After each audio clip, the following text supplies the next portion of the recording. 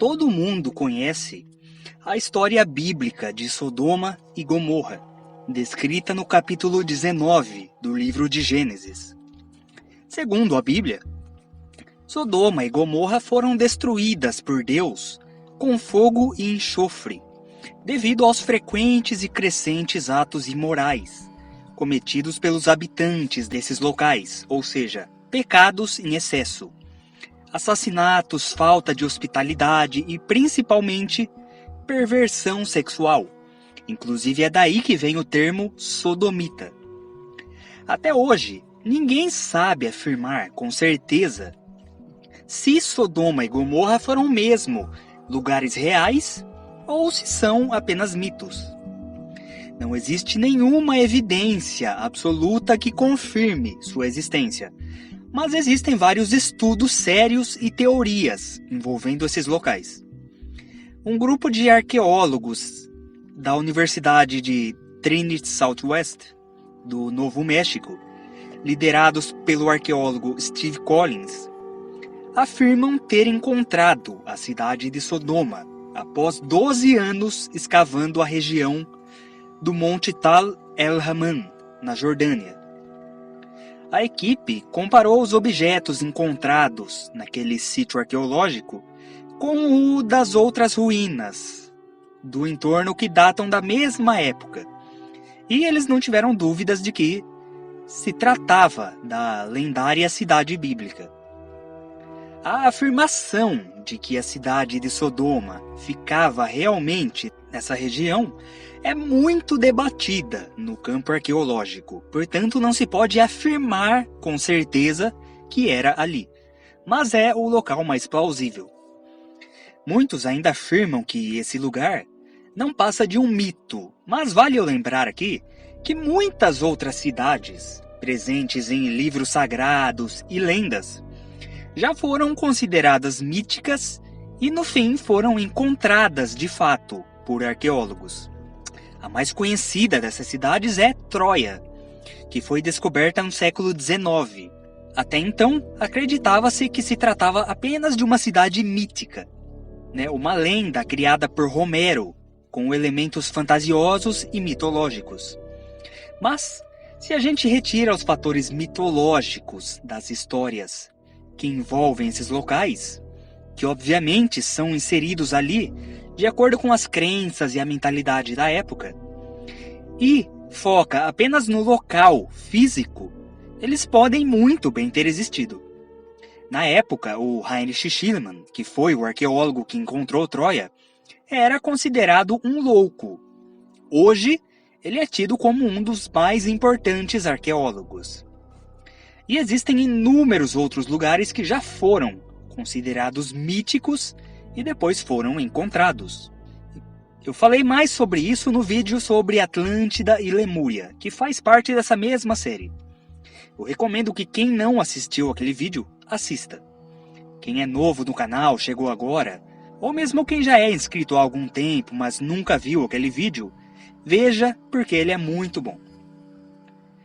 Mas, se a gente faz a mesma coisa com Sodoma e Gomorra, retira os elementos mitológicos, Deus mandando sua fúria, os 2 anjos que avisam Ló para fugir da cidade, e etc., e foca apenas no lugar, na localidade, a gente pode chegar a alguma coisa.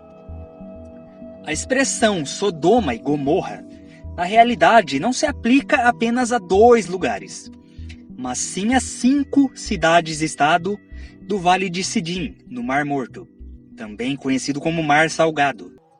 Sodoma, Gomorra, Adma, Zebolim e Bela, também chamada de Zoar. As primeiras análises sobre a evidência arqueológica indicam que a cidade chegou ao seu fim de forma brusca, repentina, e após isso, a região ficou completamente desabitada durante 600 a 700 anos. Segundo um estudo da mesma universidade, um asteroide que explodiu no ar pode ter destruído o local 3.700 anos atrás. Escavações e datações por radiocarbono ali sugerem que a maioria das suas paredes de tijolos de barro desapareceu, deixando apenas as fundações em pedra. Os pesquisadores acreditam que uma explosão atingiu o local por conta de evidências minerais que se cristalizaram de repente na região em um calor escaldante. A camada externa de alguns itens cerâmicos aparentemente derreteu e se transformou em vidro. A suposta explosão destruiu toda a forma de vida por ali e eliminou cerca de 40 mil a 65 mil pessoas, que habitavam um raio de 25 quilômetros. Então, o que os pesquisadores propõem é que uma rocha espacial explodiu e se desintegrou sobre o Vale do Jordão, deixando um rastro de destruição por toda a área. Embora essas evidências pareçam bastante sólidas, elas não comprovam, de fato, pelo menos ainda, que Sodoma e Gomorra foram reais. Apenas que houve uma explosão ali, o que geralmente associam com a queda de um meteoro. Mas existem outras teorias, eu vou entrar nisso daqui a pouco. Mas a conclusão a que se chega é essa, de que Sodoma e Gomorra foram reais e realmente foram destruídas, porque ali é o local mais plausível para a localização dessas cidades. E porque a data da explosão coincide direitinho com o que está na Bíblia. Então, os religiosos defendem que isso foi mandado mesmo por Deus. E os cientistas defendem que possa ter sido um meteoro. Outras hipóteses apontam um terremoto ou mesmo uma guerra que destruiu o local. Mas a que é considerada a mais plausível, mais aceita, é a do meteoro. No entanto, existe uma terceira via, a espiritualista, que se divide em duas hipóteses, uma ufológica e outra sendo as lendas sobre Atlântida. Ambas falam sobre a possibilidade de que o que explodiu ali não tenha sido um meteoro ou desastre natural, mas sim uma bomba atômica. Ouvindo assim de primeira pode parecer viajado e sem sentido, mas calma que eu vou explicar. Bom, quem primeiro levantou essa hipótese foi o Erich von Däniken, autor de Eram os Deuses Astronautas, nos anos 60. Ele defende que os deuses antigos eram todos exploradores extraterrestres que aportaram na Terra em tempos antigos. Esses seres, com sua tecnologia avançada, foram tomados por deuses, pelos seres humanos ainda primitivos que viviam aqui. Isso explicaria muitas histórias tidas como mitológicas, além de fenômenos e milagres nessas mitologias, o que inclui, é claro, a própria Bíblia. Na opinião dele, então, Sodoma e Gomorra foram destruídas por uma bomba nuclear, detonada por esses astronautas. O porquê não se sabe. Talvez aquela região apenas tenha sido pega no fogo cruzado, ou se tinha um outro objetivo, ele é desconhecido. Mas isso explicaria porque a esposa de Ló, segundo o relato bíblico, ao olhar para trás, se transformou numa estátua de sal. Na verdade, não teria sido em sal que ela se transformou. Mas hoje se sabe o que acontece a quem presencia a detonação de um artefato nuclear sem a devida proteção. A pessoa fossiliza na hora. Inclusive, coisa parecida aconteceu em Pompeia. As cinzas vulcânicas, ao sepultarem um organismo, parecem mesmo convertê-lo em alguma coisa parecida com uma estátua de sal. O Zecharia Sitchin, mais tarde, também defendeu bastante isso, propondo que os Anunnaki viveram por muito tempo na Terra e eles é que teriam provocado isso. Nos livros dele, as bombas nucleares são conhecidas como armas de horror. Já tem vídeo aqui no canal também sobre os Anunnaki. Não apenas a Bíblia foi usada por esses autores para defender isso, mas também o Mahabharata, o épico hindu, que relata diversos eventos parecidos com explosões nucleares na antiguidade. Essa é a versão ufológica. Como eu disse agora há pouco, existem duas. A outra fala sobre Atlântida. Diversas lendas e livros defendem que a civilização de Atlântida era bastante desenvolvida, assim como Lemúria, e que ambas entraram em uma guerra. Essa guerra, aliás, é que teria levado aquela civilização para a Era da Luz. Aí alguns traçam um paralelo e defendem que essa guerra nuclear possa ter atingido as cidades de Sodoma e Gomorra, o que faz sentido. O único problema aqui são as datas, já que Atlântida foi há mais de 12 mil anos. Mas quem acredita nessa versão defende que, na verdade, as datas da Bíblia estão erradas. Afinal, a mesma Bíblia afirma que o mundo foi criado há mais ou menos 6 mil anos atrás, em apenas 7 dias.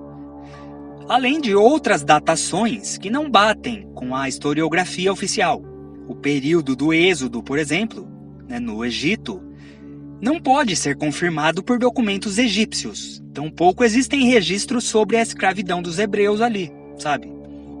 Então, a destruição desses locais pode ter sido repassada de forma oral durante muito tempo, até que registraram em forma de mito.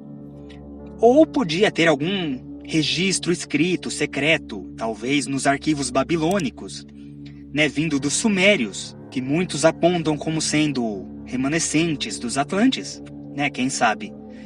E aí então os judeus tomaram conhecimento disso e decidiram relatar, ou copiar, usem o termo que quiserem, acrescentando elementos mitológicos, falando de anjos, de Deus e associando a data da destruição de tais lugares com a época de Abraão.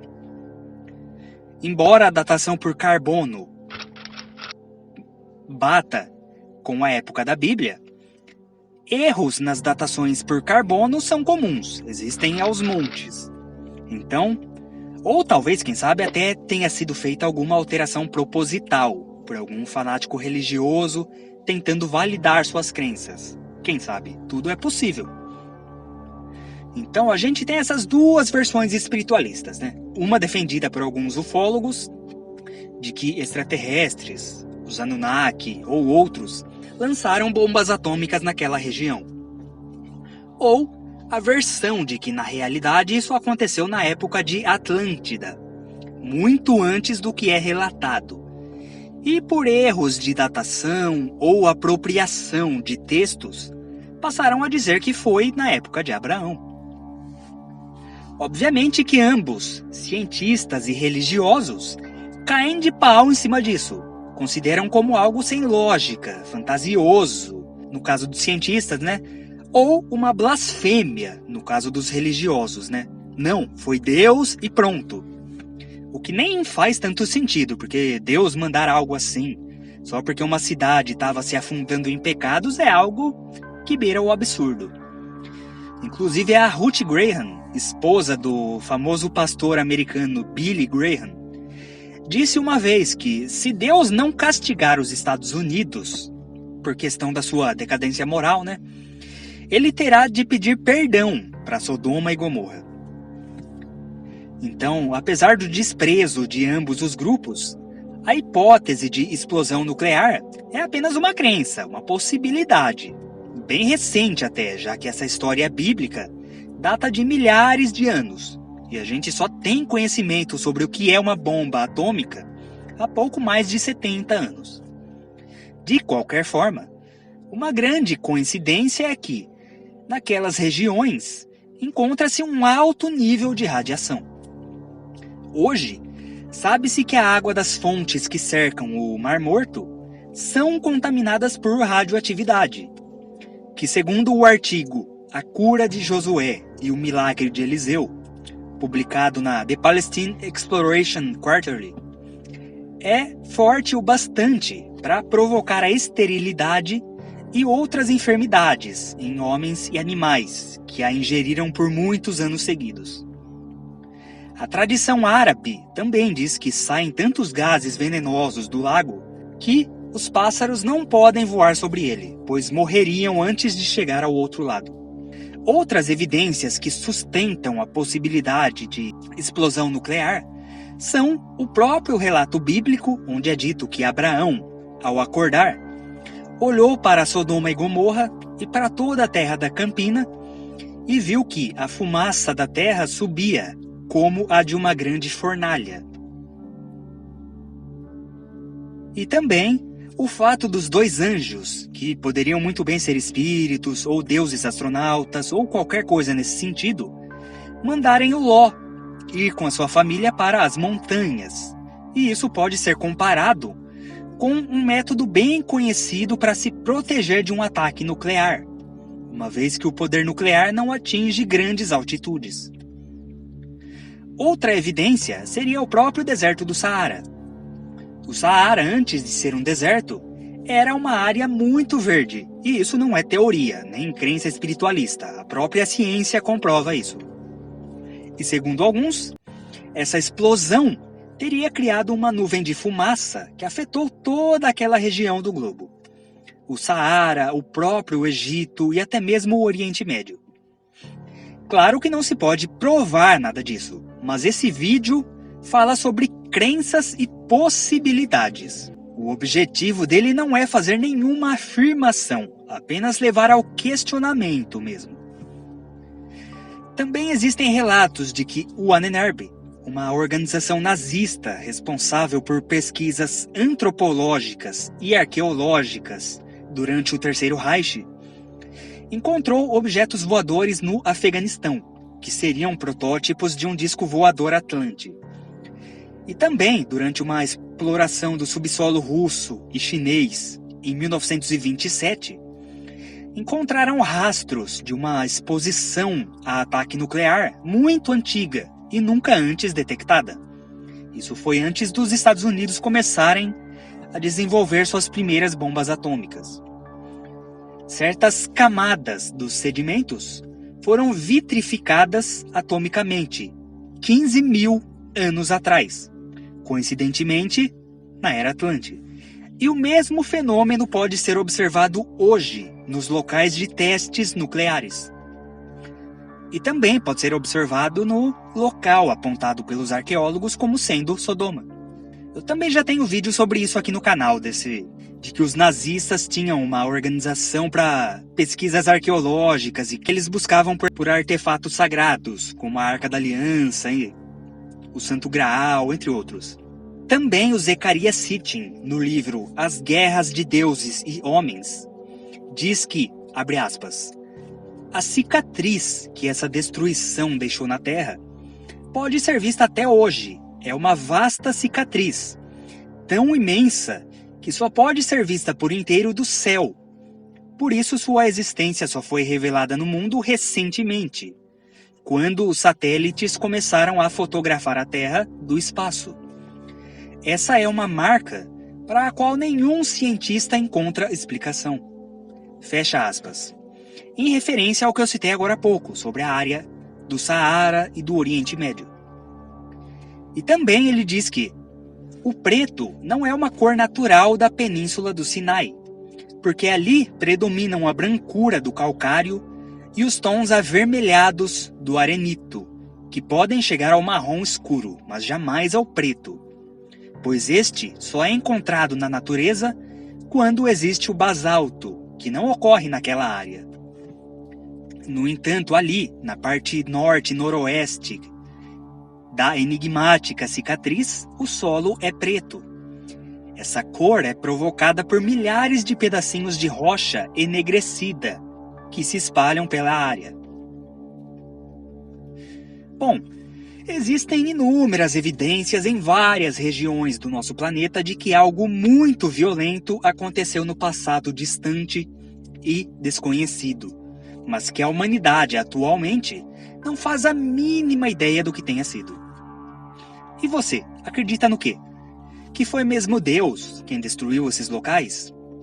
Na hipótese científica de que foi um meteoro, terremoto ou outro desastre natural? Ou na versão de que foi uma bomba atômica, explodida ou por extraterrestres ou mesmo na Era Atlante? Ou até numa outra possibilidade que não foi citada no vídeo? Deixe nos comentários em qual você acredita, para que a gente possa debater e discutir no campo das ideias. Eu sou o Júnior Domese e esse foi mais um vídeo da série a história perdida da raça humana. Gratidão.